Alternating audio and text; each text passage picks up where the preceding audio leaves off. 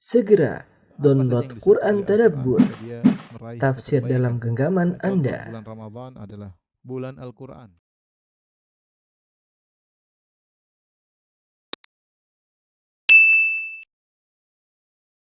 Bismillahirrahmanirrahim. Assalamualaikum warahmatullahi wabarakatuh. Alhamdulillahi ala ihsani wa syukru lahu ala taufiqihi wa amtinani wa asyhadu an la ilaha illallah wahdahu la syarika lahu ta'ziman li sya'nihi wa asyhadu anna Muhammadan abduhu wa rasuluhu da'ila ridwani. Allahumma salli alaihi wa ala alihi wa ashabihi wa ikhwani. Para jamaah Majelis Ta'lim Ma'had Babus Salam yang dirahmati oleh Allah Subhanahu wa taala, kita masih melanjutkan tentang silsilah para khulafaur rasyidin dan kita sekarang membahas tentang Al-Khalifah Tsani, yaitu khalifah yang kedua yang diberi gelar Amirul Mukminin, yaitu Umar bin Khattab radhiyallahu taala anhu. Abu Hafs Al-Faruq Umar ibn Khattab radhiyallahu taala anhu, yang Nabi sallallahu alaihi wasallam pernah berkata, "Iktadu bil ladaini min ba'di Abi Bakar wa Umar." Ikutilah dua orang setelahku, yaitu Abu Bakar dan Umar. Para salaf dahulu mengatakan, kana sahabah yu'allimuna abna'ahum hubba Abi Bakar wa Umar kama yu'allimunahum as-suwar minal Qur'an. Bagaimana para salaf dahulu mereka mengajarkan kepada anak-anak mereka untuk mencintai Abu Bakar dan Umar sebagaimana mereka mengajarkan surat-surat dalam Al-Qur'an, ya. Dan kita tahu bahwasanya dua khalifah ini sangat spesial, ya, dan dua khalifah ini yang paling di antaranya paling dibenci oleh orang-orang Syiah. Makanya di antara doa mereka, kalau mereka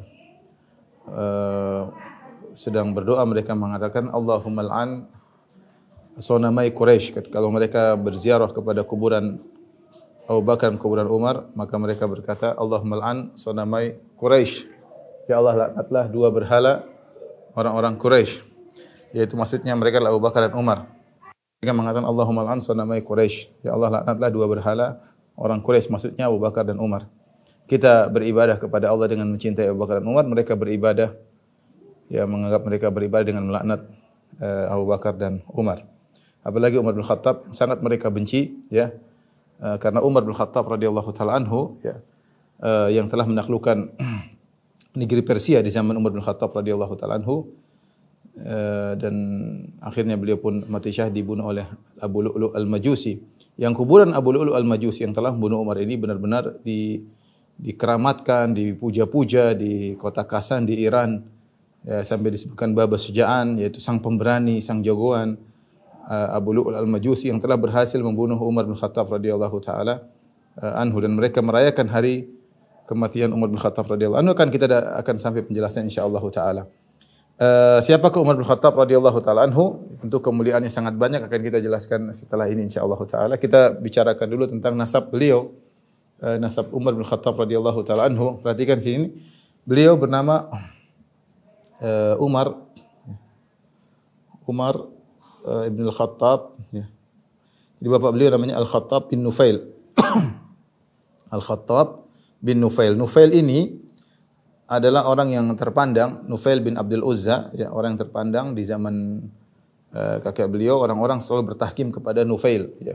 Jadi Umar bin Khattab bin Nufail bin Abdul Uzza bin Rabah bin Abdullah bin Qarad bin Razah, kemudian bin Adi bin Ka'ab bin Nu'ay bin Ghalib bin Fihr bin Malik bin Nadhr bin Kinanah bin Mudrika bin Ilyas sampai Al-Adnan. Nah, di sini perhatikan Umar bin Khattab radhiyallahu anhu bernisbah kepada bin Adi.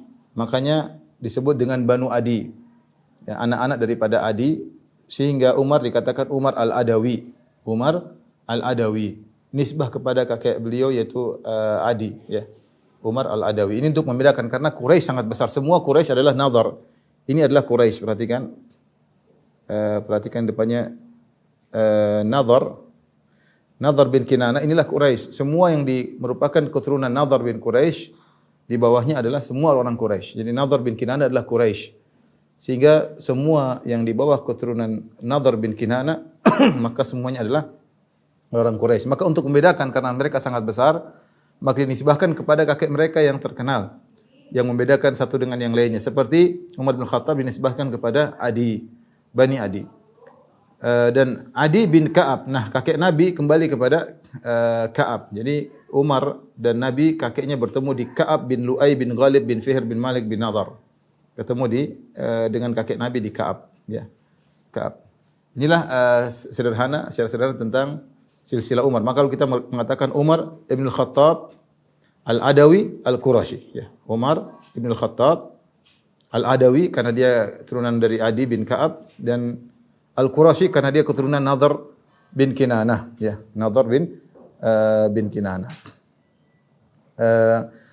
Kemudian di antara saudara beliau adalah Zaid bin Amr bin Nufail. Zaid bin Amr bin Nufail, saya tulis itu Zaid bin Amr bin Nufail, yang terkenal sebagai salah seorang dari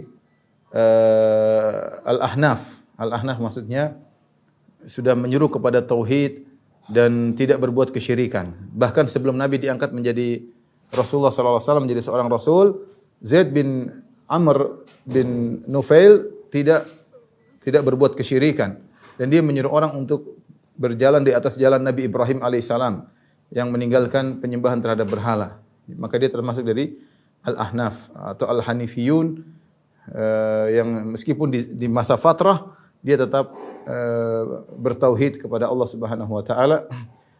Dia adalah sepupunya Umar bin Khattab radhiyallahu taala anhu.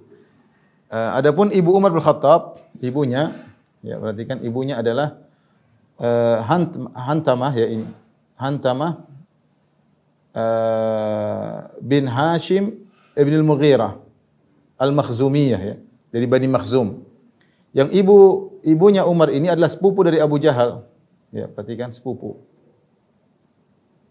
Karena Abu Jahal namanya Amr bin Hisham bin al-Mughirah. Perhatikan, Amr bin Hisham bin al-Mughirah. Jadi hubungan antara Umar dengan Abu Jahal dekat, ya, karena Umar ibunya dari Bani Makhzum, adapun bapaknya dari Bani Adi, ya. Umar ibunya dari Bani Makhzum, ya. Jadi Hantamah bintu Hashim ibn al-Mughirah. Dan Al-Mughirah ini kakeknya Abu Jahal sama, Amr bin Hisham ibn al-Mughirah. Sehingga dekat hubungan antara Umar dengan Abu Jahal. Kemudian Umar punya beberapa saudara yang sekandung, ya. Zaid ibn al-Khattab. Zaid ibn al-Khattab yang kalau tidak salah meninggal di Ma'rakatul Yamamah, kalau saya tidak salah ingat. Kemudian Fatimah bintul Khattab. Yang keduanya masuk Islam sebelum Umar. Keduanya masuk Islam sebelum Umar. Akan kita jelaskan sejarah mereka insyaallah taala. Umar lahir pada 13 tahun setelah lahirnya Nabi, yaitu Rasulullah SAW lahir, perhatikan lahirnya Umar, ya. Lahirnya Umar yaitu 13 tahun setelah lahirnya Nabi sallallahu alaihi wasallam. Ya, Nabi sallallahu alaihi wasallam lahir di Amul Fil, lahir pada tahun gajah, yaitu tahun di mana Allah membinasakan atau menghancurkan tentara Abraha yang datang dengan membawa pasukan bergajah. 13 tahun setelah itu Umar lahir. Yang kira-kira adalah 40 tahun sebelum hijrah, yaitu Umar lahir tahun 40 tahun sebelum hijrah Nabi sallallahu alaihi wasallam, ya. Makanya saya tulis ini 40 tahun qoblal hijrah.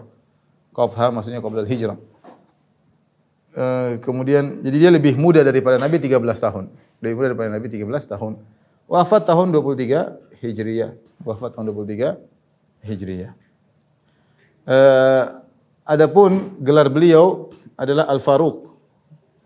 Gelar Umar adalah Al-Faruq, artinya sang pembeda. Pembeda. Maksudnya apa? Yufarriqullahu bihi bainal haqq wal batil. Di mana Allah membedakan antara hak dan kebatilan dengan Umar. Jadi antara Allah membedakan hak dan kebatilan dengan Umar. Dan kunyah beliau adalah Abu Hafs. Abu Hafs, meskipun beliau tidak punya anak namanya Hafs. Allah alam, ada yang mengatakan bahwasanya Hafs ini diambil dari Hafsah, dari putri beliau yang paling tua, Hafsah, sehingga dibeli nama dengan dikunyahkan dengan Abu Hafs. Allah alam bisawab. Adapun istri Umar, Umar bin Khattab radhiyallahu anhu menikah, total wanita yang beliau nikahi yang masih sama beliau maupun dicerai ada 7 orang. Kemudian juga beliau punya anak dari Ummu Walad. Ummu Walad itu budak yang kalau tidak salah 2 orang wanita yang beliau gauli, budak beliau, kemudian punya anak. 2 Ummu Walad dan punya anak dari Umar bin Khattab radhiyallahu anhu, 2 budak wanita. Adapun dari istri Ada 7. Ya, di antara 7 istri beliau tersebut adalah Zainab bintu Maz'un. Ya. Zainab bintu Maz'un yang ini merupakan saudara dari Utsman bin Maz'un. Ya. Utsman bin Maz'un yang terkenal ahli ibadah. Utsman bin Maz'un radhiyallahu ta'ala anhu punya saudari namanya Zainab bintu Maz'un. Menikah dengan Umar bin Khattab radhiyallahu anhu dan punya beberapa anak, di antaranya Abdullah Al-Akbar, itu Abdullah bin Umar yang terkenal yang sering meriwayatkan hadis. Abdullah bin Umar ini kita sering bilang Ibnu Umar. Abdullah bin Umar. Ada Abdurrahman Al-Akbar. Kenapa disebut Al-Akbar? Al-Akbar karena Umar punya anak dari istri yang lain atau dari wanita yang lain juga namanya Abdullah, sehingga dibedakan ada Abdullah Al-Akbar, ada Abdullah Al-Asghar. Ya. Kemudian juga Abdurrahman Al-Akbar. Karena Umar punya anak kalau tidak salah ada 3 namanya Abdurrahman. Abdurrahman Al-Akbar, kemudian ada yang Al-Awsat yang tengah dan Al-Asghar. Kemudian putri beliau Hafsah, Ummul Mukminin Hafsah, istri Nabi sallallahu alaihi wasallam, Ummul Mukminin. Di sinilah hubungan dekat dengan Umar dengan Nabi sallallahu alaihi wasallam karena putri Umar Hafsah bintu Umar adalah istri Nabi sallallahu alaihi wasallam. Kemudian di antara juga istri-istri beliau ada Mulaika punya anak Ubaidillah, kemudian ada juga anak istri beliau Ummu Kulthum bintu Ali. Ini yang perlu kita perhatikan. Ummu Kulthum bintu Ali bin Abi Thalib. Ummu Kulthum ini adalah putri dari pernikahan antara Ali bin Abi Thalib dengan Fatimah. Dengan Fatimah radhiyallahu taala anha. Sehingga Ummu Kulthum ini saudaranya Hasan dan Husain, saudarinya Hasan dan Husain. Satu lagi kalau tidak namanya Muhsin ya, tapi intinya Ummu Kulthum ini adalah putrinya Ali bin Abi Thalib radhiyallahu taala anhu yang kemudian menikah dengan Umar bin Khattab radhiyallahu taala anhu dan punya anak 2 pertama namanya Zaid Al-Akbar, yang kedua namanya Ruqayyah. Ya. Jadi Zaid bin Umar, cuma mereka meninggal ya, sehingga tidak ada keturunan dari Zaid. Tapi saya perlu menyampaikan hal ini kenapa? Karena ini menunjukkan bahwasanya hubungan Umar dengan Ali sangat baik. Menunjukkan hubungan Ali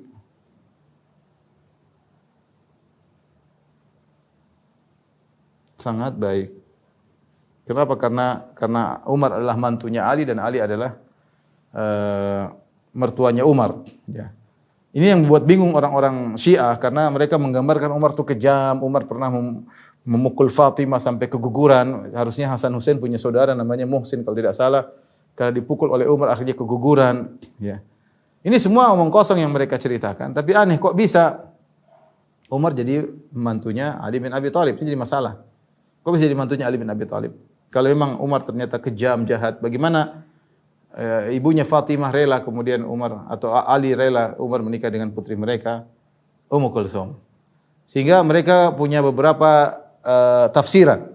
Ini saya baca dari buku-buku Syiah dan saya cantumkan dalam buku saya 33 Banyolan Akidah Syiah. Tafsiran mereka tentang kisah ini terjadinya pernikahan antara Umar dengan Ummu Kulthum ini muskilah bagi mereka, problem besar. Mereka tafsirkan pertama bahwasanya Ali bin Abi Thalib takut. Ali bin Abi Thalib takut sehingga dia terpaksa menikahkan putrinya dengan Umar. Kalau tidak dia akan dibunuh. Jadi mereka menggambarkan Ali penakut. Dan ini hal yang menurut saya adalah mencela Ali bin Abi Thalib. Ali bin Abi Thalib seorang pemberani, tidak pernah takut. La yakhafu fillahi laumata laim. Tidak pernah takut celaan orang, tidak pernah takut, bahkan dia pemberani. Ali bin Abi Thalib yang pernah mengorbankan dirinya untuk tidur di tempat tidur Nabi sallallahu alaihi wasallam, berselimutkan dengan selimut Nabi sallallahu alaihi wasallam ketika Nabi berhijrah. Ya, agar Nabi selamat ya, agar dia disangka Nabi kalau bisa jadi dibunuh dengan tiba-tiba. Dialah Ali bin Abi Thalib yang kisah peperangannya melawan Amr bin Wud dalam perang Khandaq. Ya, dialah Ali bin Abi Thalib yang melawan Marhab dalam perang Khaybar. Jagoan Ali bin Abi Thalib. Ya, dia yang mengatakan annalladzi sammatni ummu Haidarah kalaithi ghabatin karihil manzar. Akulah yang ibuku menamakan aku dengan Haidarah. Ya. Seperti singa hutan yang mengerikan penampakannya. Ya, Ali bin Abi Thalib dalam perangan jagoan. Ya. Kemudian ternyata dia bilang dia takut sama Umar. Sebelumnya takut sama Abu Bakar, tidak berani merebut kekuasaan. Harusnya dia yang jadi khalifah setelah Nabi, tapi kemudian Abu Bakar merebut kekuasaan dari Ali bin Abi Thalib radhiyallahu taala majma'in.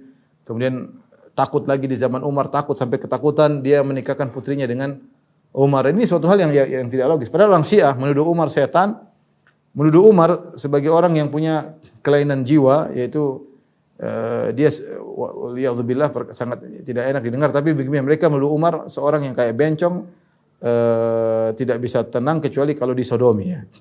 Bagaimana kemudian kalau Umar kondisinya seperti itu, kemudian Ali bin Abi Thalib menikahkan Umar dengan putrinya Ummu Kulsum. Ini khurafat yang dibuat oleh orang Syiah. Mereka sulit menerima kenyataan pahit ini. Bagaimana Ali, Umar yang mereka bilang setan, bahkan dalam sebagian buku lebih parah daripada Fir'aun kata mereka. Ternyata Umar menikah dengan Ummu Kulsum, putrinya Ali bin Abi Thalib. Jadi tafsiran pertama kata mereka Ali ketakutan. Tafsiran kedua mereka sebutkan bahwasanya ada wanita jin, ada jin wanita yang menyamar menjadi Ummu Kulsum. Menjadi Ummu Kulsum. Ini juga aneh. Kalau dia menyamar jadi Ummu Kulsum, kenapa kemudian punya anak namanya Zaid bin Khattab, kemudian Ruqayyah? Ini semua khurafatnya orang-orang Syiah ya. Khurafatnya orang Syiah. Jadi yang benar hubungan antara Umar dengan Ahlul Bait hubungan baik, sebagaimana hubungan Abu Bakar dengan Ahlul Bait juga baik. Terlebih lagi anaknya Umar, putrinya Umar Hafsah adalah istri Nabi sallallahu alaihi wasallam ya. Hubungan yang baik digambarkan buruk oleh orang-orang Syiah dengan berita-berita dusta yang mereka sampaikan. Yang jadi masalah Zaid bin Umar ini termaktub dalam buku-buku mereka, di antara buku Al-Kafi Al-Kulaini, yaitu semacam Sahih Bukhari menurut orang-orang Syiah. Baik, inilah sekilas tentang nasab Umar bin Khattab radhiyallahu taala anhu. Jadi Umar dari sisi ayah dari Adawi, dari sisi ibu Makhzum, dari Bani Makhzum, dan punya kedekatan dengan Abu Jahal, punya kedekatan dengan yang kita sebutkan tadi. Inilah silsilah nasab Umar bin Khattab radhiyallahu taala. Setelah ini kita akan bahas tentang keutamaan Umar bin Khattab radhiyallahu anhu. Mudah-mudahan nanti masalah sejarah Umar kita sampaikan pada pertemuan berikutnya. Sekarang kita fokus akan bahas tentang keutamaan Umar bin Khattab radhiyallahu taala anhu.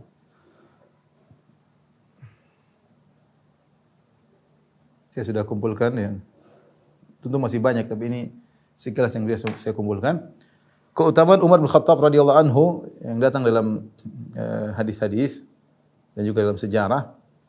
Yang pertama, bahwasanya Umar bin Khattab radhiyallahu taala anhu dijamin masuk surga ya. Rasulullah SAW dalam hadisnya yang dikenal dengan Al-Asyrah Al-Mubasysyaruna bil Jannah, 10 orang yang Rasulullah SAW kabarkan masuk surga. Rasulullah mengatakan Abu Bakar fil Jannah, Abu Bakar di surga. Umar fil Jannah, Umar di surga. Utsman fil Jannah, Utsman di surga. Ali fil Jannah, Ali di surga. Kemudian Abdurrahman bin Auf fil Jannah, Abdurrahman bin Auf di surga. Sa'ad bin Abi Waqqas fil Jannah, Sa'ad bin Abi Waqqas di surga. Talha bin Ubaidillah di surga. Kemudian Sa'id bin Zaid fil Jannah. Kemudian Abu Ubaidah bin Jarrah fil Jannah. 10 orang Rasulullah SAW sebutkan langsung adalah penghuni surga. Kemudian juga dalam dalil yang lain yang menunjukkan bahwasanya Umar di surga dalam satu hadis ya. Dalam Sahihain dari Jabir bin Abdullah radhiyallahu taala anhu, qala Nabi sallallahu alaihi wasallam, Rasulullah SAW bersabda, "Ra'aituni dakhaltul jannah." Aku melihat aku masuk surga dalam mimpi ini. Fa idza ana bi Rumaisa, tiba-tiba aku bertemu dengan Rumaisa. Rumaisa adalah imraati Abi Talha, yaitu Ummu Sulaim. Ummu Sulaim disebut juga namanya Rumaisa. Ada khilaf, ada Rumaisa, ada Rumaisa. Ummu Sulaim ibunya Anas, yaitu istrinya Abu Talha radhiyallahu ta'ala anhuma. Wa sami'tu khashkhashatan, aku mendengar suara di depanku. Faqultu man hadha? Suara apa ini? Suara derap langkah. Faqala hadha Bilal, ini Bilal. Wa ra'aitu qasran bi fana'ihi jariyah. Aku melihat ada suatu istana, di pelatarannya ada seorang gadis. Faqultu liman hadha? Maka aku bertanya, ini qasr istana milik siapa? Faqala li Umar, maka dikatakan kepadaku milik Umar. Fa aradtu an adkhulahu, aku ingin masuk dalam istana tersebut. Fa anzuru ilaihi, dan aku ingin lihat apa istana tersebut. Fa dzakartu ghairataka, dan aku ingat sikap cemburumu wahai Umar. Umar orang yang pencemburu.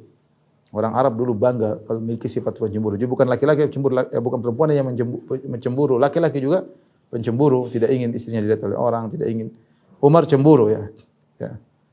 Faqala Umar, bi abi wa ummi ya Rasulullah, a'alaika agar? Kata Umar, ya Rasulullah, aku menebus engkau dengan ayah dan ibuku. Apakah aku cemburu kepada engkau wahai Rasulullah? Intinya Rasulullah SAW melihat dalam mimpinya. Kita tahu mimpi para nabi adalah wahyu. Dan ini menunjukkan Umar masuk surga dan di dalam surganya dia memiliki qasar, memiliki istana yang di situ ada gadis, ada bidadari.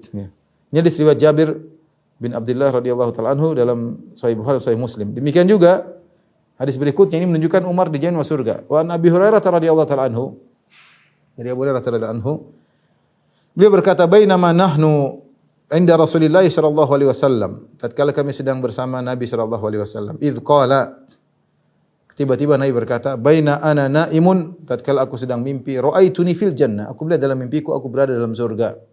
Fa idza imra'atun tatawaddau ila janibi qasr.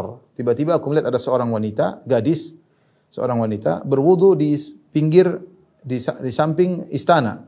Fa qultu liman hadzal qasru?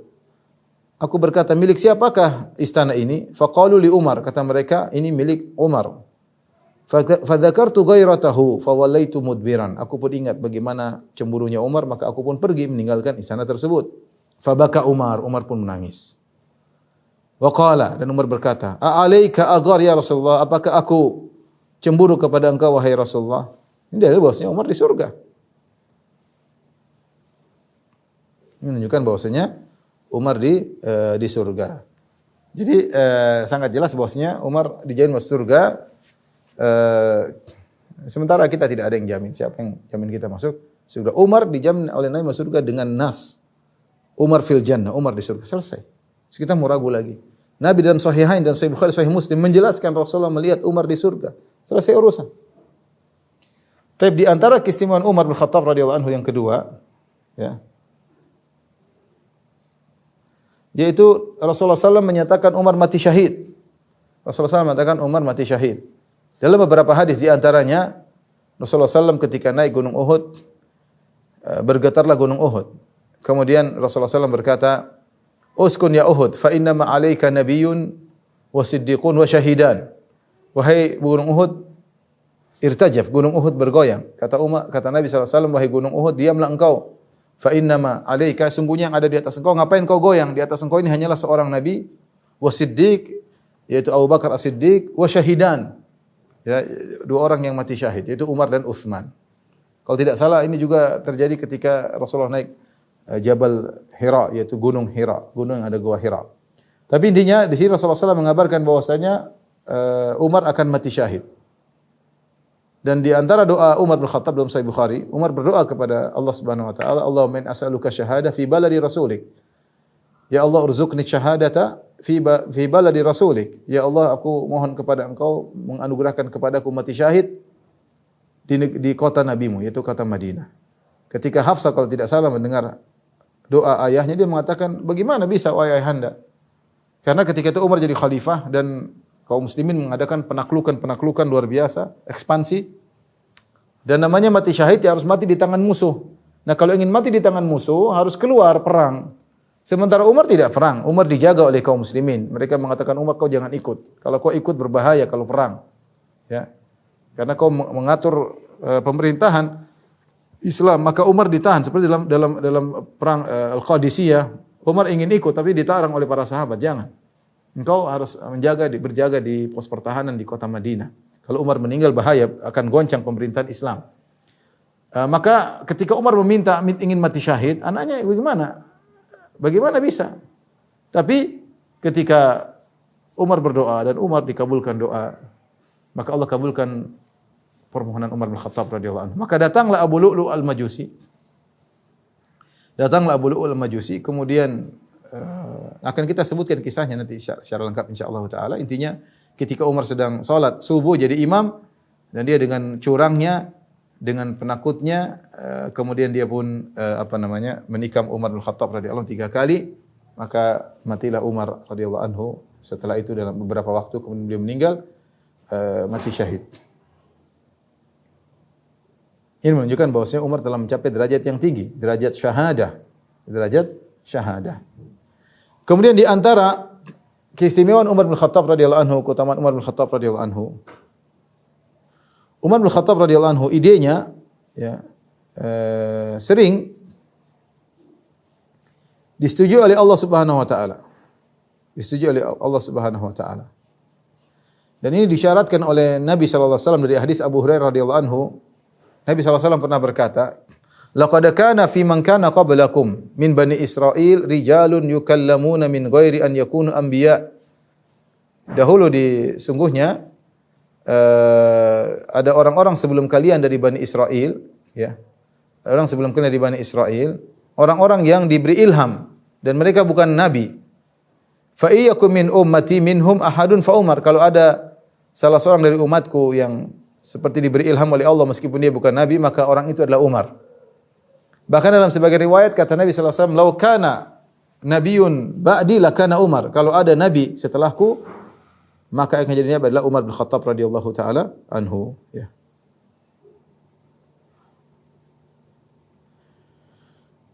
Oleh karenanya Umar bin Khattab radhiyallahu anhu, ya, disepakati oleh Allah beberapa ide Umar bin Khattab radhiyallahu anhu. Sampai sebagian ulama menyebutkan ada sekitar 20. Sekitar 20. Itu banyak, ya. Sekitar 20 kejadian. Kalau tidak salah, saya tidak salah ingat, ya. Kalau tidak salah disebutkan oleh Ibnu Mulaqin di antaranya dalam kitabnya Tawdhih. Tapi banyak, ya, intinya banyak. Di antaranya seperti Umar pernah berkata sendiri dari Anas radhiyallahu anhu, Umar berkata, "Wafaqtu Allah fi thalathin, aw wafaqani Allah fi thalathin." Aku sepakat dengan Allah dalam 3 perkara atau Allah menyetujuiku dalam 3 perkara. Pertama, qultu ya Rasulullah, yang pertama, "Lau takhadhta min maqami Ibrahim musalla." Aku berkata, "Ya Rasulullah, bagaimana kalau kau menjadikan maqam Ibrahim sebagai tempat salat?" Maka Allah turunkan firman-Nya, "Wattakhidhu min maqami Ibrahim musalla." Subhanallah, Umar mengucapkan, Allah turunkan ayat setuju dengan ide Umar. Ini yang pertama. Yang lain, Umar berkata, "Ya Rasulullah, yadkhulu alaikal barru wal fajir." Ya Rasulullah, rumahmu itu kadang dimasuki oleh orang yang baik, orang yang jelek, yang fajir, yang tukang maksiat. "Falau amarta ummahatil mu'minin bil hijab." Bagaimana kalau engkau menyuruh istri-istrimu pakai hijab biar tidak diganggu, ya. Fa anzalallahu ayatal hijab, maka Allah pun turunkan ayat tentang hijab. Subhanallah, Allah turunkan ayat sesuai dengan ide Umar bin Khattab radhiyallahu taala anhu. Qala wa balagani mu'atabatan Nabi sallallahu alaihi wasallam ba'dha nisaihi. Sampai kepadaku kabar bahwasanya Nabi menegur istri-istri beliau, sebagian istri beliau. Fadakhaltu alaihim, maka aku pun menegur istri-istri beliau karena aku dengar Nabi menegur mereka. Qultu, aku berkata kepada istri-istri Nabi, "Intahaitunna aw la yubaddilanna Allahu rasulahu sallallahu alaihi wasallam khairan minkunna." Aku berkata, hendaknya kalian berhenti wahai istri-istri Nabi, jangan menyakiti Nabi sallallahu alaihi wasallam, jangan mengganggu Nabi sallallahu alaihi wasallam. Atau Allah akan menggantikan istri-istri untuk Nabi yang lebih baik daripada kalian. Hatta ataitu ihda nisa'ihi qalat, sampai aku datangi salah seorang dari istri Nabi dan dia protes ketika Umar menegur. Dia protes, dia berkata, "Ya Umar, ma fi Rasulullah sallallahu alaihi wasallam ma ya'idhu nisa'u hatta ta'idhuhunna anta?" Wahai Umar, sudah cukup. Apakah Rasulullah tidak cukup nasihatnya sehingga kau harus ikut campur, ikut nasihati kami? Jadi sebagai istri Nabi protes. Karena Umar tegurnya dengan keras. Kalian berhenti, jangan gitu lagi. Kalau enggak Allah akan gantikan istri lebih baik daripada kalian. Sampai istri Nabi ada yang mengatakan, "Ya Umar, tidak cukupkah nasihat Rasulullah kepada kami? Kenapa engkau harus ikut campur urusan keluarga kami?" Ya. Maka Allah menurunkan firman-Nya, "Asa rabbuhu in talaqakunna ayyubdilahu azwajan khairum minkunna muslimatin mu'minatin qanitatin taibatin abidatin saihatin thayyibatin wa abkara." Kata Allah dalam surat Tahrim ayat 5, dan bisa jadi Rabb Muhammad sallallahu alaihi wasallam jika Rasulullah SAW menceraikan kalian, Allah akan gantikan baginya istri-istri yang lebih baik daripada kalian, yang muslimat, yang ini sifat-sifat. Subhanallah. Di sini Umar, Allah setuju pada Umar dengan 3 perkara, ya. Di antara yang lain yang kita sebutkan juga, kisah ketika Abdullah bin Ubay bin Salul. Siapa Abdullah bin Ubay bin Salul? Dialah gembong orang-orang munafik. Ya, ketika dia meninggal dunia, datanglah putranya Muslim, Abdullah bin Ubay bin Salul, musyrik, anaknya Abdullah Muslim.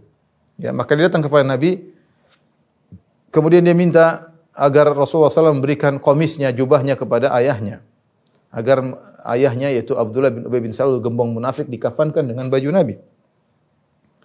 Maka Rasulullah SAW membuka kafannya, kemudian Rasulullah SAW pun kasih kepada Abdullah bin Ubay bin anaknya, Abdullah bin Ubay bin Salul, anaknya ini kasih bapakmu. Padahal bapaknya gembong orang munafik. Kemudian Rasulullah pun datang ke rumah Abdullah bin Ubay bin Salul, ya, untuk menyolatkan Abdullah bin Ubay bin Salul, salat jenazah. Maka Umar datang. Rasulullah dengan sebagian sahabat. Umar pun datang, Umar bin Khattab radhiyallahu anhu memegang baju Nabi. Fa akhadha Umar bin Khattab bi thawbihi. Umar memegang baju Nabi sallallahu alaihi wasallam. Umar berkata, "Tusalli alaihi wa huwa munafiq, wa qad nahaka Allah an tastaghfir lahum." Ya Rasulullah, engkau menyolatkan Abdullah bin Ubay bin Salul sementara dia orang munafik dan Allah telah melarang engkau mohonkan ampun bagi orang munafik ini. Nabi menjawab kepada Umar, kata Nabi, "Inna ma khayyarani Allahu au akhbarani Allahu." Allah berikan aku pilihan. Istaghfir lahum aw la tastaghfir lahum. In tastaghfir lahum 70 marratan fala yaghfirallahu lahum. Allah kasih pilihan. Mohonlah ampunlah buat mereka atau kau tidak mohon ampun bagi mereka. Kau mohon ampun atau tidak, meskipun kau mohon ampun 70 kali Allah tidak akan ampuni mereka.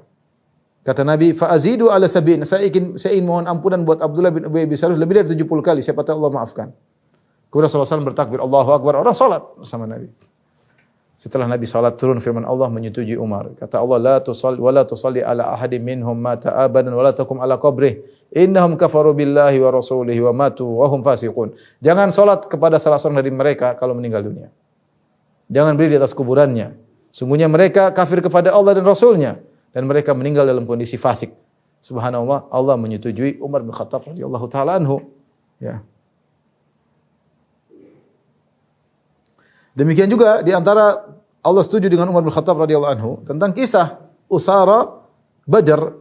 Rasulullah SAW kita dalam perang Badar, Rasulullah SAW menang 319 atau 317 melawan 1000 orang dan Rasulullah SAW menang dan Rasulullah banyak menawan puluhan orang tawanan perang Badar, orang Quraisy ditawan.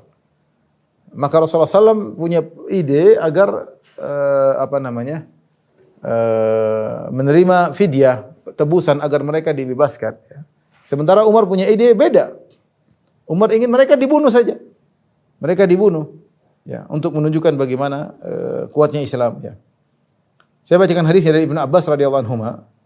Falamma asaru al-usara qala Rasulullah sallallahu di Abu Bakar Umar tatkala kaum muslimin menawan para tawanan dalam perang Badar, maka Rasulullah SAW berdiskusi sama Abu Bakar dan Umar. Kata Rasulullah SAW, "Ma tarawna fi haula'il usara?" Menurut kalian apa yang kita lakukan terhadap tawanan-tawanan ini? Abu Bakar berkata, "Hum ya Nabiullah banul am al-ashira." Kata Abu Bakar, "Ya Rasulullah, mereka adalah saudara-saudara kita. Mereka adalah anak-anak paman kita, kerabat kita.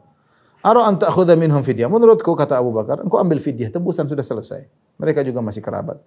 Fatakunu lana quwwatan 'alal kuffar, dan fidyah tadi bisa menjadi kekuatan bagi kita, yaitu modal kita. Fa asallahu an yahdiyahum lil Islam. Siapa tahu Allah kasih hidayah kepada mereka. Jawaban yang indah dari Abu Bakar. Ambil saja, nanti kita punya kekuatan dengan siapa tahu mereka dapat hidayah. Rasulullah SAW bertanya kepada Umar, "Ma tara ya Ibn al-Khattab?" Belum ada wahyu datang kepada Nabi. Menurut Anda bagaimana wahai Ibn al-Khattab? Qultu la, kata Umar, tidak. Wallahi ya Rasulullah, ma ara alladhi ra'a Abu Bakar. Aku tidak setuju dengan pendapat Abu Bakar. Walakinni ara an tadrib a'naqahum. Menurutku kau bunuh mereka ya Rasulullah. Fatumakkina Aliyan min Aqil wa fayadrib unuqahu. Menurutku kau suruh Ali bunuh Aqil.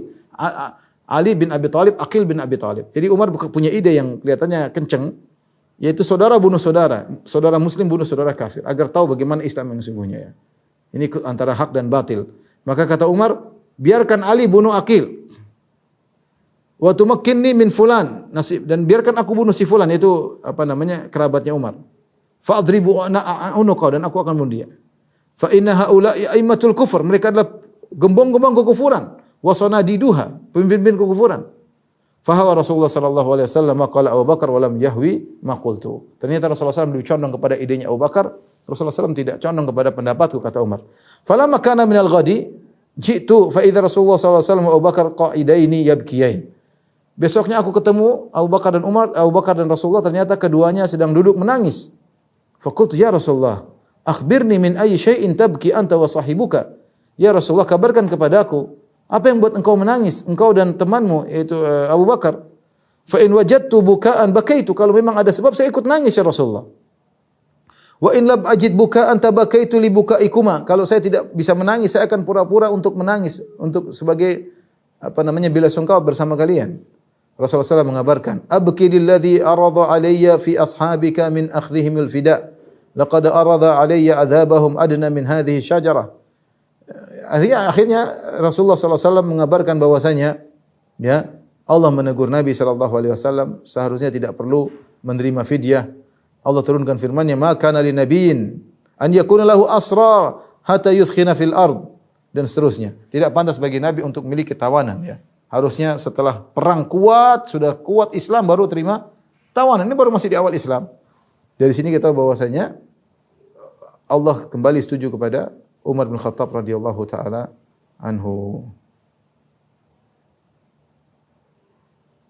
Ini saya katakan sering idenya disetujui oleh Allah, idenya Umar disetujui oleh Allah. Sekitar ada 20 kejadian. Tadi kita sebutnya ada contoh berapa? Ada 5 atau 6.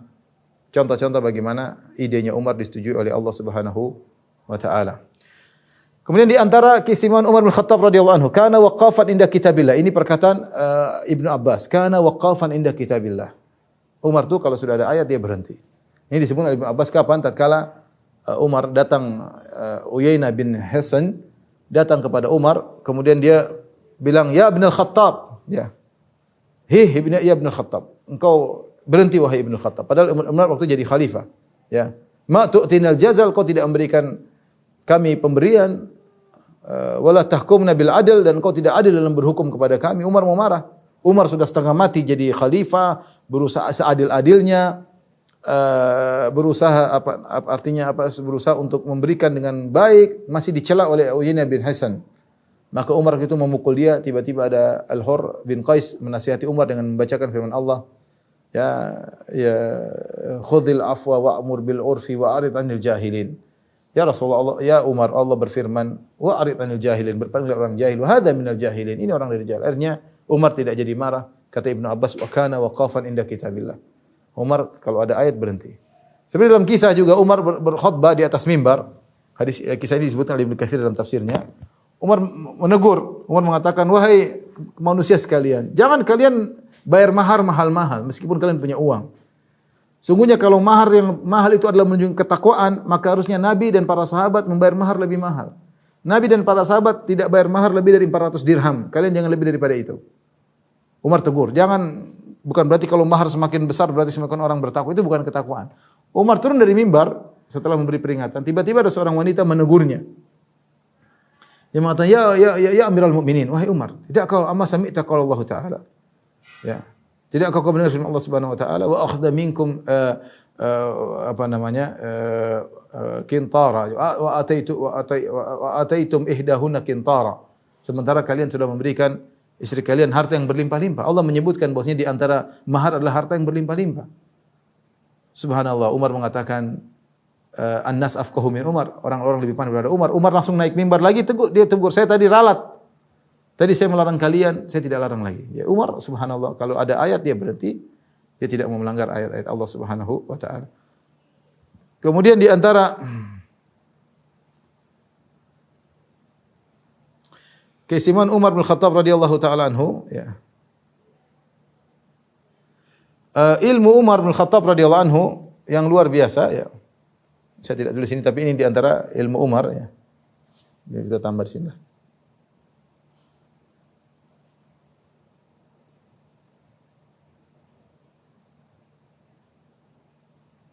Ilmu Umar. Ya. Dan agama Umar yang dipuji oleh Nabi. Dalam satu hadis kata Rasulullah sallallahu alaihi wasallam, "Baina ana naimun idh ra'aitu qadhan utitu bihi fihi laban. Ketika saya tidur, saya bermimpi, tiba-tiba ada secangkir susu diberikan kepadaku. Fasyaribtu, aku pun fasyaribtu minhu, aku minum dari cangkir yang isi susu tersebut. Hatta inni la ara rayya yajri fi adfari. Kata Nabi SAW, aku melihat bahwasanya dahagaku hilang. Itu puas dari minum, ya, kenyang dari air tersebut sampai terlihat di kuku-kuku. Yaitu aku minum yang banyak, minum dari gelas tersebut yang banyak. Thumma ataitu fadli Umar bin Khattab. Kemudian sisa dari gelasku tadi saya kasihkan kepada Umar. Subhanallah. Sisa susu tadi yang saya minum sampai puas saya berikan kepada Umar. Qalu fama awwalta dzalika ya Rasulullah? Apa takwil Anda ya Rasulullah terhadap mimpi Anda tersebut? Kata Rasulullah, al-ilmu, ilmu. Artinya Rasulullah SAW punya ilmu yang luar biasa. Dan Umar mengambil ilmu Nabi dari gelas yang sama. Umar mengambil ilmu. Jadi Nabi memuji ilmu Umar. Nabi memuji ilmu Umar radhiyallahu taala anhu. Ini contoh. Hadis yang lain, jadi ilmu Nabi, ilmu Umar dari sumber yang sama. Makanya jadi dikatakan dalam hadis kata Rasulullah SAW, Inna Allah ja'ala al-haq fi lisani Umar yantiqu bihi. Allah menjadikan kebenaran di lisannya Umar dan Umar berucap dengan kebenaran tersebut. Dalam hadis yang lain dari hadis Abu Sa'id Al-Khudri radhiyallahu taala anhu, beliau berkata, "Sami'tu Rasulullah sallallahu alaihi wasallam yaqul, aku mendengar Rasulullah sallallahu alaihi wasallam berkata, "Baina ana na'imun ra'aitu an-nas uridu alayya wa alaihim qumusun." Ketika aku mimpi dalam tidur, aku melihat orang-orang dihadapkan di hadapanku, para sahabat di hadapanku, dan mereka pakai gamis, pakai jubah. Faminha ma yablughu thudiyya, di antara mereka ada yang gamisnya cuma sampai di sini. Ya, artinya dari atas cuma sampai di sini rupanya. Wa minha ma yablughu duna dzalik, dan ada yang gamisnya lebih panjang lagi sampai di bawah. Ya. Wa urida alayya Umar ibn al-Khattab wa alayhi qamisun yajsarruhu. Dan aku diperlihatkan Umar bin Khattab, ternyata dia pakai gamis panjang sampai isbal, sampai dia geret-geret komisnya. Qalu fama awwaltahu ya Rasulullah? Apa takwil Anda ya Rasul, tafsiran terhadap mimpi ini? Kata Rasulullah SAW, ad-din. Baju tersebut gambaran daripada agama. Artinya agamanya Umar luar biasa. Sampai melebihi tubuhnya, sampai digeret-geret Umar, makanya Umar dikenal orangnya syadid. Dia kencang tapi dia kencang terhadap dirinya. Sebelum dia tegas sama orangnya, dia tegas pada dirinya. Sebagian orang sama orang bilang apa? Timbangan ganda. Ya. Sama orang kencing, sama dia tidak. Orang seperti itu. Sama orang kencing luar biasa, sama dia tidak. Umar sebelum kencing sama orang, dia kencing sama dirinya. Umar bin Khattab radhiyallahu taala anhu kencing sama dirinya masalah agama, tegas, wara. Luar biasa Umar bin Khattab radhiyallahu taala anhu. Tapi di antara keistimewaan Umar bin Khattab radhiyallahu taala anhu, beliau yang pertama, perhatikan nomor 5 ya. Beliau yang pertama memunculkan kalender Hijriyah. Disebut oleh Ibnu Katsir dalam Bidayah wa Nihayah, kisahnya ketika ada seorang mengadu kepada Umar bahwasanya ada temannya belum bayar kewajibannya padahal sudah jatuh tempo di bulan Sya'ban. Maka mereka menghadap Umar, kemudian Umar berkata, "Benar sudah jatuh tempo?" "Sudah ya Umar. Karena ini sudah bulan Sya'ban." Kata Umar, "Mana? Ini ada tulisannya di bulan Sya'ban, ada buktinya." Kata Umar, "Sya'ban yang mana? Sya'ban tahun ini? Apa Sya'ban tahun sebelumnya atau Sya'ban tahun setelahnya, tahun depan?" Tidak ada tertulis tahun, cuma tertulis bulan. Dan bulan Hijriyah yaitu bulan Muharram, Safar, Rabiul Awal, Rabiul Tsani, Jumadil Ula, Jumadil Ukhra, Rajab dan Sya'ban, Ramadan, kemudian Syawal, Dzulqa'dah, Dzulhijjah ini sudah dikenal di zaman jahiliyah. Zaman ini sudah ada. Tetapi tahun tidak ada. Sehingga mereka sering kalau menyebutkan tahun mereka mengatakan tahun gajah, ada peristiwa besar seperti Rasulullah SAW lahir Amil Fil. Rasulullah SAW lahir pada tahun gajah. Karena mereka tidak punya nomor tanggalan, nomor tahun. Maka Umar ketika terjadi peristiwa ini, kemudian dia mengumpulkan para sahabat. Kira-kira kita bikin tahun bagaimana caranya ini? Ada yang bilang kita ikuti tahunnya Romawi, Persia, Umar tolak. Mereka memang kita tahun pertama dari kelahiran Nabi, ada yang dari tahun pertama dari diangkatnya Nabi menjadi seorang Nabi. Ada beberapa ide, ternyata Umar setuju tahun pertama adalah hijrahnya Nabi sallallahu alaihi wasallam. Tahun pertama adalah tahun hijrahnya Nabi. Maka sejak itu ada tanggal Hijriyah, tanggalan Hijriyah. Dan ini penting. Ya, karena tahun Hijriyah mengingatkan kita kepada proses hijrah dari terbelakangnya Islam menjadi jayanya Islam. Bagaimana pengorbanan para sahabat dari Mekah menuju Madinah, meninggalkan harta, meninggalkan kekayaan, meninggalkan tanah kelahiran, meninggalkan kerabat demi untuk tersebarnya Islam. Tahun Hijriyah. Yang pertama kali buat adalah Umar bin Khattab radhiyallahu anhu dengan persetujuan para sahabat. Di antara keistimewaan Umar, dia yang menghidupkan salat tarawih. Ya. Salat tarawih, Rasulullah SAW melaksanakan salat tarawih. Dalam hadis disebutkan 3 kali Rasulullah SAW salat tarawih bersama para sahabat. Kemudian pada hari berikutnya Rasulullah SAW salat sendiri. Para sahabat nunggu untuk Rasulullah salat tarawih. Rasulullah SAW tidak salat tarawih. Rasulullah bertanya, kata Rasulullah, aku tahu kalian kemarin hadir, tapi aku khawatir kalau aku melanggengkan nanti diwajibkan. Dan itu berat bagi kalian. Rasulullah SAW tidak ingin salat tarawih jadi wajib. Akhirnya Rasulullah SAW sempat berhenti salat tarawih. Di zaman Abu Bakar, salat tarawih tidak berjalan karena Abu Bakar sibuk 2 tahun, cuma menjadi khalifah 2 tahun. Dan dia sibuk untuk mengembalikan stabilitas kaum muslimin. Banyak pemberontakan, banyak orang-orang murtad, banyak nabi-nabi baru, pengikutnya banyak puluhan ribu, sehingga terjadi peperangan-peperangan. Ketika Abu Bakar wafat, Umar kemudian menjadi khalifah dan kondisi stabil. Umar suatu malam pergi ke Masjid Nabawi di bulan Ramadan, dia lihat orang-orang salat tarawih sendiri-sendiri. Ada yang salat sendirian, ada yang cuma rahtu, yaitu cuma 6-7 orang, ada yang cuma bertiga, ada yang cuma berdua. Jadi mereka tersebar di Masjid Nabawi. Maka Umar punya ide bagaimana kalau digabungkan. Dipimpin oleh seorang imam Ubay bin Ka'ab. Maka Umar berkata dalam ucapannya yang emas, dia mengatakan, nikmatil bid'atu hadhihi. Sebaik-baik bid'ah adalah ini. Maksudnya bid'ah suatu yang diadakan lagi namun sudah disyariatkan. Ya, ini bid'ah secara bahasa kata para ulama. Karena salat tarawih sudah ada di zaman Nabi SAW, dan ketika itu juga mereka sudah melaksanakan salat tarawih, tapi cuma sedikit-sedikit. Ada yang 7 orang, ada yang 3 orang. Ya, Umar punya ide biar lebih enak digabung semuanya. Dan sejak itulah kemudian salat tarawih berjalan sampai saat ini. Yang bikin ide adalah Umar bin Khattab radhiyallahu taala anhu. Kemudian di antara keistimewaan Umar bin Khattab radhiyallahu anhu adalah futuhat Islamiyah. Di zaman Umar banyak. Umar berkuasa sekitar 20 tahun ya. Dari tahun 3 Hijriah sampai tahun 23, 20 tahun beliau berkuasa. Sehingga beliau bisa menyusun, menata, menjadikan Islam semakin luas. Di zaman beliau banyak ekspansi, banyak penaklukan, di antaranya Mesir ditaklukkan oleh Umar di zaman Umar, kemudian Persia, Fathul Iraq, ya, Ma'rakatul Qadisiyah di zaman Umar, kemudian Madain, banyak ya kota-kota di Persia ditaklukkan oleh Umar sehingga runtuhlah Persia. Kemudian sebagian negeri Syam ditaklukkan oleh Umar seperti Baitul Maqdis dikuasai oleh Umar di zaman Umar, Fathu Damaskus dikuasai, Hims, Ba'labak semuanya dikuasai di zaman Umar bin Khattab radhiyallahu taala anhu. Ya, dan ini luar biasa, ini baru terjadi di zaman Umar. Mereka dikatakan orang-orang Persia sangat dendam kepada Umar karena Umar yang kemudian menaklukkan Majusi, ya, kemudian tunduk dalam ajaran Islam.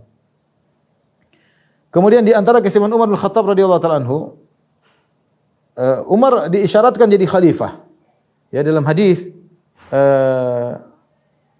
Rasulullah berkata, iktadu billadaini min ba'di. Kata Rasulullah SAW, ikutilah 2 orang setelahku, yaitu Abu Bakar dan Umar. Abu Bakar dan Umar. Ini isyarat bahwasanya Abu Bakar menjadi khalifah dan setelahnya adalah Umar bin Khattab radhiyallahu taala anhu. Ya, karena Rasulullah mengatakan iktadu billadzina min ba'di. Ada hadis-hadis lain yang saya tidak hadirkan. Di antara juga tatkala Rasulullah SAW melihat dalam mimpi bagaimana Abu Bakar dan Umar mengambil air. Abu Bakar mengambil air dua ember dan dalam kondisi lemah. Setelah itu Umar mengambil air dengan embernya, tiba-tiba embernya menjadi besar dan menunjukkan bahwasanya Umar akan menjadi khalifah setelah Abu Bakar, dan kemudian khalifahnya makmur sampai orang-orang pada puas di zaman kekhilafan Umar bin Khattab radhiyallahu anhu. Jadi ada isyarat dari Nabi bahwasanya Umar akan menjadi khalifah yang kedua. Di antara lihat yang ke-8, keistimewaan Umar bin Khattab radhiyallahu anhu adalah perhatian beliau dalam menutup celah-celah kesyirikan.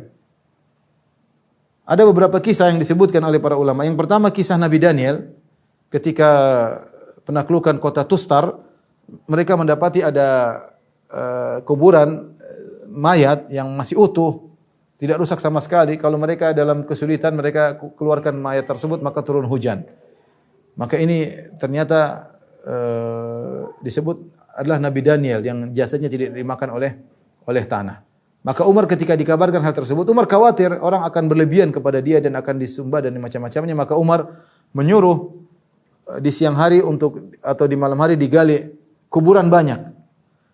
Kemudian dikuburlah Nabi Daniel di salah satu kuburan tersebut, tidak tahu di mana. Semuanya disiapkan tempat yang banyak, dikuburkan kemudian ditutup sehingga hilanglah jejak di mana kuburan Nabi Daniel. Tidak lain agar terhindar jangan sampai Nabi Daniel disembah. Kemudian di antaranya kisah pohon Ridwan. Pohon Ridwan yang Allah sebut dalam Al-Qur'an, laqad radiyallahu 'anil mu'minina idh yubayyi'unaka tahta asy-syajarah fa'alima ma fi qulubihim. Ketika pohon Ridwan yang di situ para sahabat membaiat Nabi sallallahu alaihi wasallam ketika perjanjian Sulh Hudaybiyah.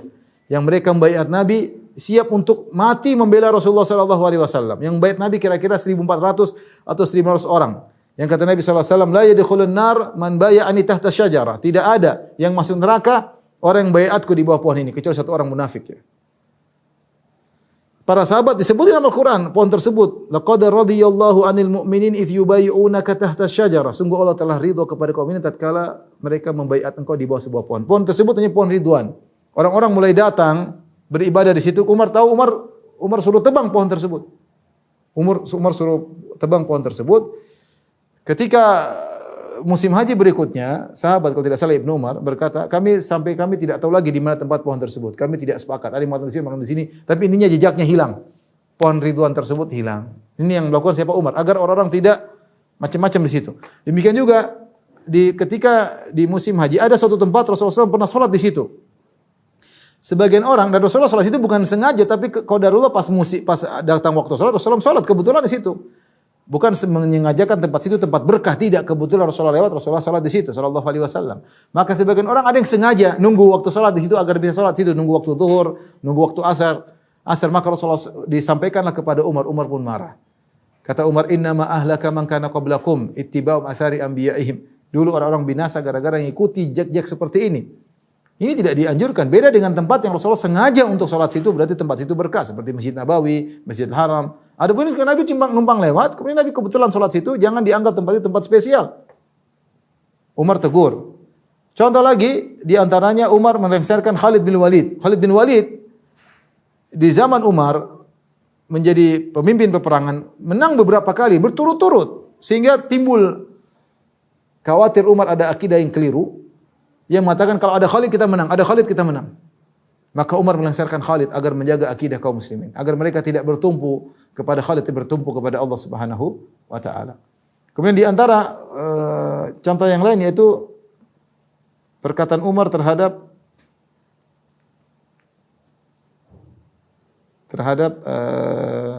Hajar Aswad dalam Sahih Bukhari, Sahih Muslim.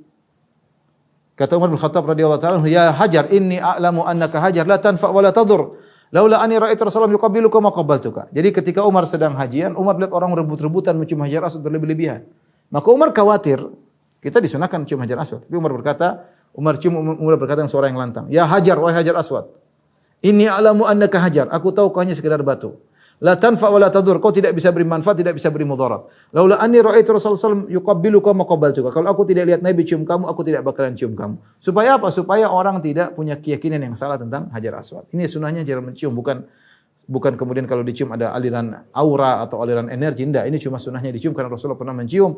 Maka Umar dengan lantang mengatakan, inni a'lamu annaka Hajar. Kau hanyalah sekedar batu, la tanfa wa la tadur, tidak bisa beri mudarat. Kalau Hajar Aswad saja tidak bisa diberi manfaat, tidak bisa diberi mudarat, apalagi batu akik dan batu-batu yang lainnya. Di antara keistimewaan Umar, kata Nabi sallallahu alaihi wasallam,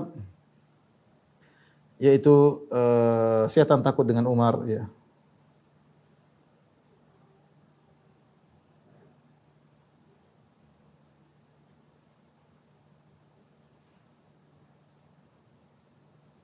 Dalam Sahih Bukhari ya.